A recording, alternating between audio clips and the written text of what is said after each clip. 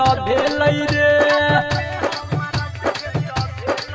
4 बजे भोर में घर से हलई रे घाट पे हमारा से भेट भेल रे दीनानाथ के रग देखे लगे छोरा विकसवा फटाका छोड़ल के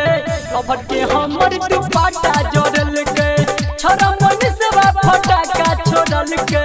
लभर के हमर दुपट्टा जोड़ल के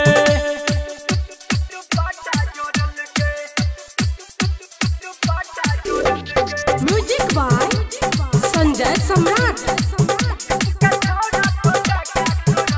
प्रेजेंटेड बाय मां म्यूजिक हर पाउडर लगा के मेकअप केने छलाई फटाका के धुआं से मुंह काला भेलै हर लिपस्टिक लगा के मेकअप केने छलाई फटाका के धुआं से मुंह काला भेलै रगड़ विवेक संदीप देखल के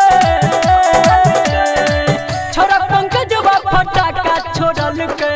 लभर के हमर दुपट्टा जोड़ल के छोरा यशस्वा फटाका छोड़ल के लभर के हमर दुपट्टा जोड़ल के छोरा सुमितवा फटाका छोड़ल के लभर के हमर दुपट्टा जोड़ल के छोरा रोहितवा फटाका छोड़ल के लभर के हमर दुपट्टा जोड़ल के।